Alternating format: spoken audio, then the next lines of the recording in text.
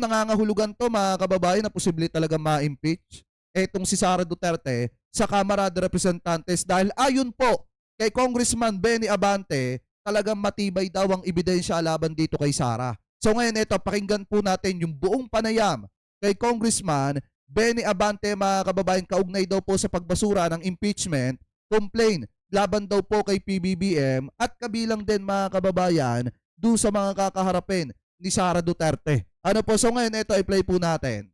Kong Benny, good evening. Magandang gabi po, Kong. Hi, Joby, Marisol, Hello, Chiki, magandang gabi sa inyo lahat. Yeah, Kong Benny, bago Ano ba? katanungin ni Chiki. Ba ako? Yes, malinaw po. Bago katanungin ni Chiki tungkol sa walkout mo ng isang araw. Yun ang naisip ko talaga kay Kong Benny eh. Sabi ng isang DD-set, sinungaling ka. Paano ako naging sinungaling? Sinabi mismo sa balita, bata ni Bongo. Tatanungin ko lang kasi it ended kanina no na sinasabi na parang hindi pa masabi o kumbaga sa ospital hindi masabi ng doktor na ano yung time of death na. kasi daw meron pang plenaryo. Pero matagal na kayo diyan eh. Magbabago pa ba sa plenaryo after what happened kanina? Ay, unang-una, hindi ako nagdadrama. Ha? Yeah. Oo. Natatawa ako. Ibig sabihin, kinakailan malungkot ako. Di ba? I mean, hindi ako nagdadrama. Totoo yung pag-walk out ko. Kasi hindi naman tama. The thing is, yung pinag-uusapan namin yung ine-explain ni Congressman Nisay. He's not actually answering the question kung yung sufficiency informed. Hindi niya pinapaliwanag ng maayos. Ang pinapaliwanag niya, yung mga complaint nila sa sufficiency in substance. Sabi, hindi naman yun ang ating pinag-uusapan. Ang pinag-uusapan natin. Kasi maliwanag nga mga kababayan na hindi porkit tahimik ang presidente, gumagamit na siya ng ipinagbabawal na bato. At hindi porkit hindi pinagbibigyan ng presidente yung mga DD shit na magpa-test ang presidente, gumagamit na siya ng ipinagbabawal na bato. Kasi sa panahon talaga ni dating Pangulong Duterte, hinamon din siya ng ganyan.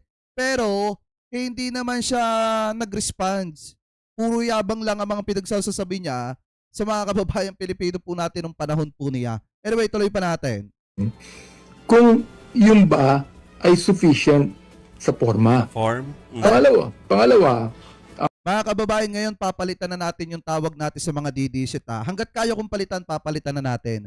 Gagawin na natin silang, ang itatawag na lang natin sa kanila ngayon, mga anak ng karton. Tingnan nyo kung may nagko-comment sa atin ng mga anak ng karton. Kasi tinatawag nilang tatay si Digong. O di mga anak ng karton sila. Ngayon, nung ako nag-object, ako lang mag-isa, di ba? Yes.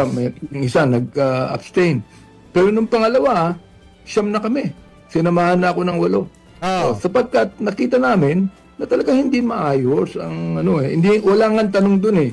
Walang nagtatanong sa amin. Ang sabi lang sa amin ng chairman ng Committee on Justice, we just gave our manifestations. Yun po ang ginawa namin. Okay, gets po yan, Kong Benny. Pero yun na nga po, yung kanina, dahil kayo naman ay mas alam nyo yung pangyayari dyan sa bababang kapulungan. So yung tanong ko po kanina itukol dun sa, kanina sinabi na hindi pa daw masasabing patay na yung impeachment dahil may plenaryo pa.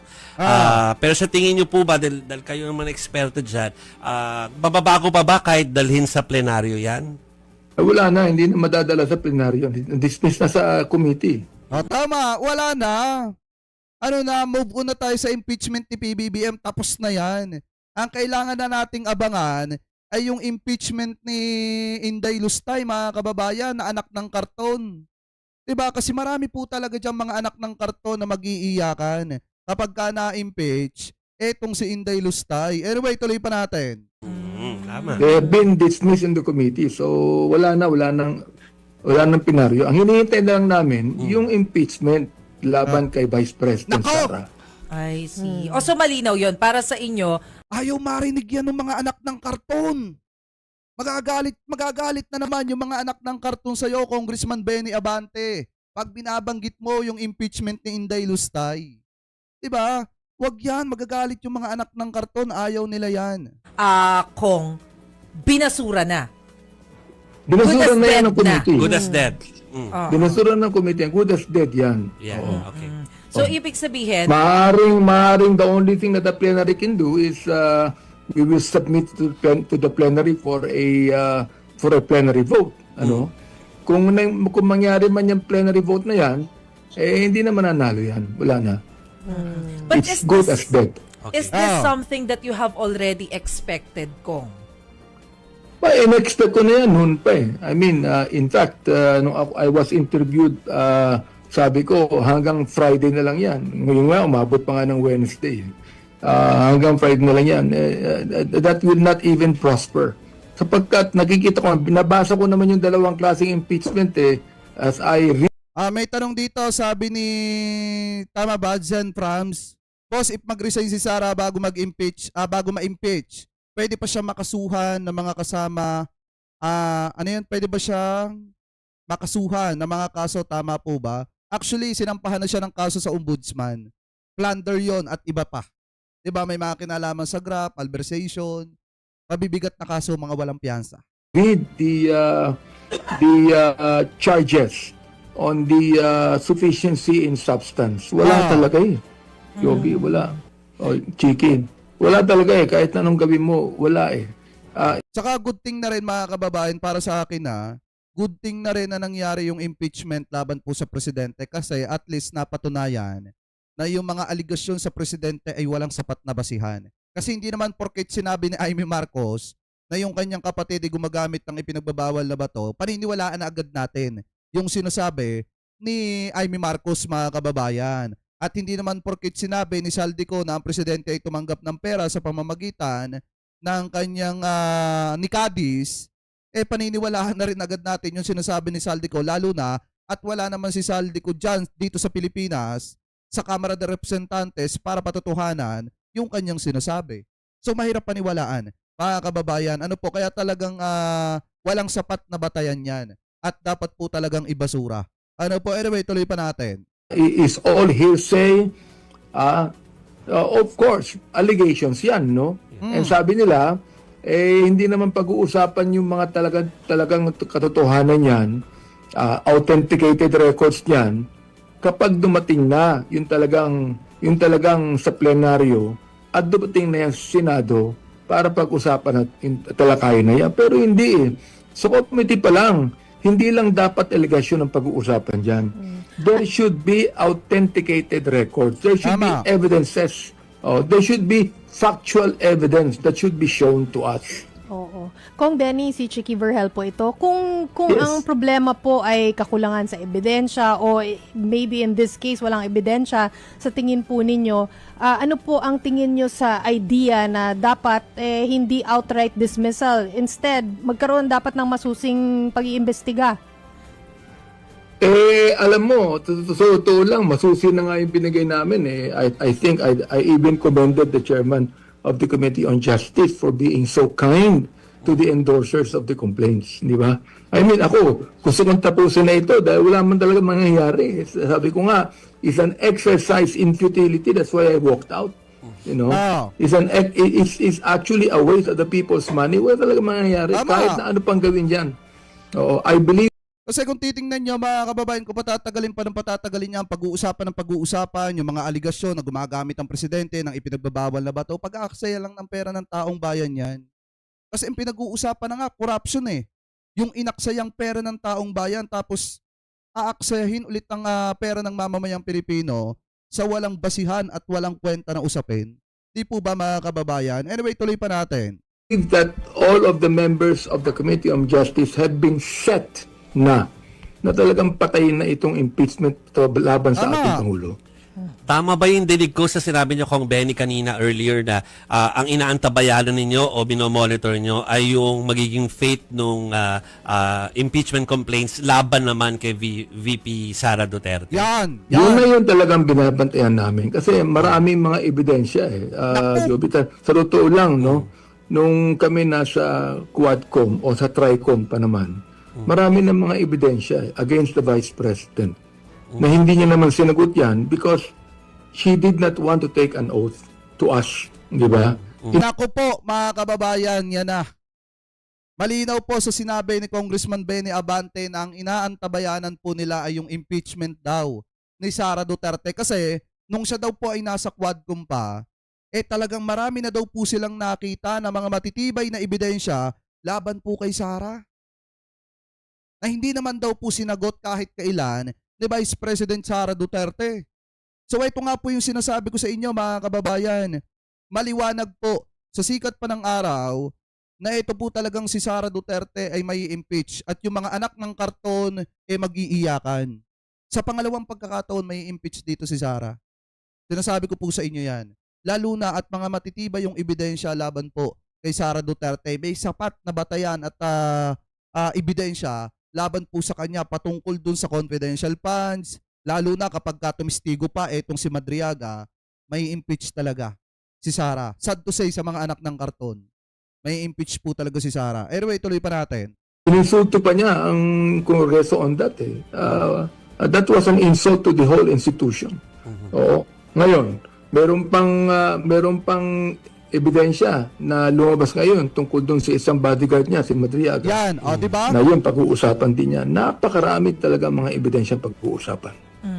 Pero, kung si Maricel po uli ito, yun Yes, pong Maricel. mga grounds na ginamit noong unang impeachment laban kay VP Sara, it's almost the same, hindi po ba? Dito rin sa naging batayan sa impeachment na ito. Maliban yun nga pong nabanggit ninyo kay Madriaga. So, ano yung magiging pagkakaiba nitong pangalawang attempt na ipa-impeach si VP Sara kumpara dun sa nauna? Well, kanina, binanggit ko din yung yung sinabi ni Senior Associate Justice Mavic Leonen, no? If you heard what I said. Na sabi ko, itong sinabi ni Mavic Leonen would be more applicable to the impeachment that is being tried against the president. Oo.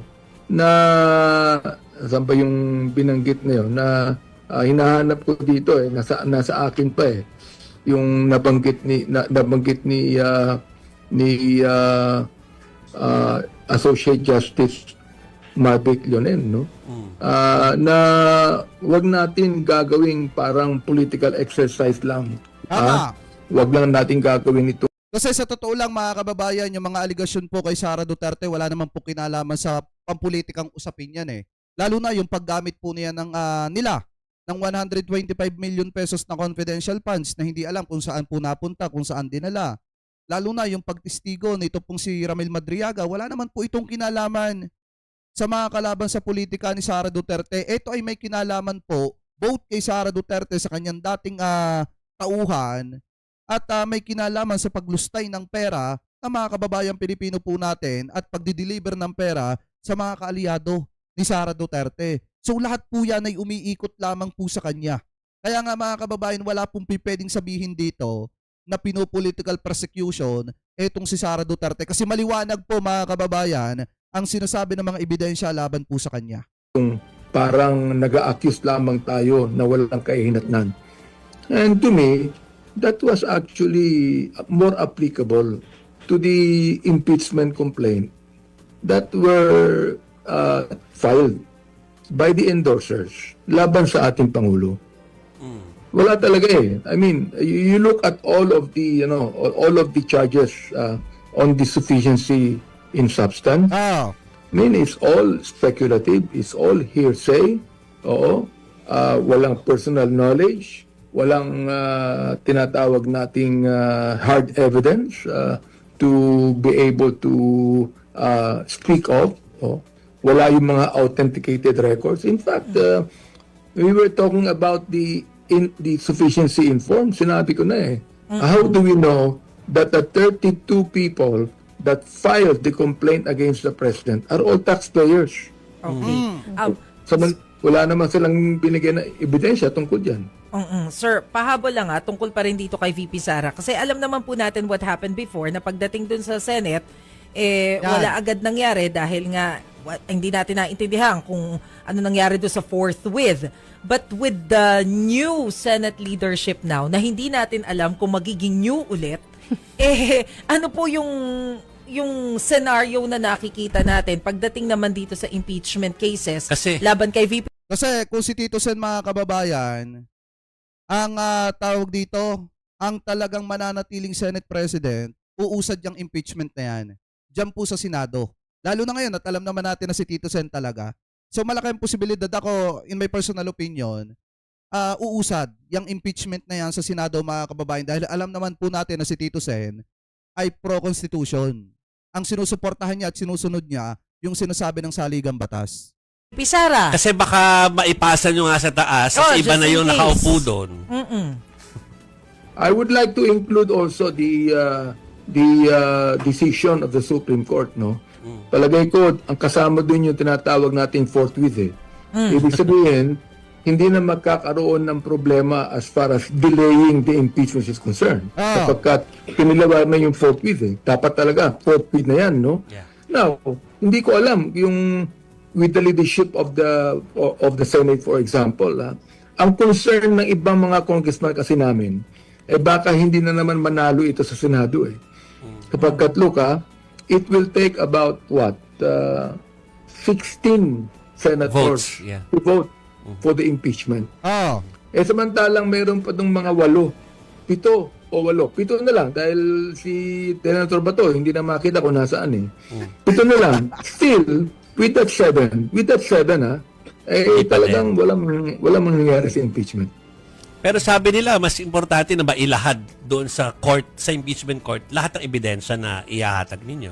Well, of course, Joby, alam mo naman na sinasabi palagi nila na this is more of a political exercise. So, Yes, I yes, mean, politics will play a role here, eh. More than the real evidence. Yeah. Okay. Naku, magla-last question na tayo, Chiki, ha? Kasi 9:22, gumagabi oo. na. Kailangan magpahinga ni Congressman Abante. Ay, sabi dito ni Ricardo Azarcon, appreciate Batanggay nyo, Jake Magnus, he broadcast informative, professionalism, salute to you. I am Dabawenyo, but no to Dutertes, great most graft and corrupts, tyrants. Okay, tanyo, may nanonood sa atin, taga Davao, Dabawenyo, pero ayaw sa mga Duterte. So, ibig sabihin, hindi lahat ng taga Davao sinusuportahan ng mga Duterte. Yung iba tahimik lang dyan na sumusuporta sa gobyerno ni PBBM. O, di ba, mga kababayan? So, ngayon, kung titingnan nyo, balik tayo dito sa topic. Maliwanag na sinasabi po dito ni Congressman Benny Abante na malaki ang tsansa na lumusot po sa Kamara, ma-impeach etong si Sara Duterte sa Kamara. Pero pagdating ng Senado, mga kababayan, wala pang kasiguraduhan. Pero isa lamang po yung sigurado, mga kababayan, pagdating ng impeachment complaint, pag na-transmit ng Kamara yan sa Senado, uusad yan. Gawa nga ng sinusunod ni Tito Sen, yung sinasabing forthwith. Magkaiba naman kasi si Tito Sen at saka si Chis Escudero ng pananaw. Una, si Chis Escudero, talagang DD shit yan. Anak ng karton talaga yan. Allegedly. At itong si Tito Sen, pro-constitution. So kung ano yung sinasabi ng saligang batas na forthwith, mangingibabaw po yan. Sa Senado, once na na-transmit na yung complaint na yan, laban po kay Sara Duterte. Aga pa yan kanina doon. Parang nasa Congress pa nga Kaya nga, ata si Congress. Pero makikikamusta lang kami kung ano nangyari. Nasuspindi ulit yung isa sa mga kabataang nandiyan dyan sa Kongreso, si Congressman Barsaga. Member din ako ng ng Committee on Ethics. Talagang pinag-usapan namin. Ako talaga ang gusto ko diyan expulsion na yun. Okay. Kasi you can suspend him. Hindi naman titigil magsalita yan, eh. Magsasalita pa din yan, eh. Alright. At meron pa nagsasabi na sana maging compassionate kami because he has a parabang neurotic attitude. Sabi ko, Condition, he does not spectrum, believe that he has a mental a mental problem. Hindi siya naniniwala dun, eh. Ano po kung masasabi nyo sa sinasabi ng iba na freedom of speech?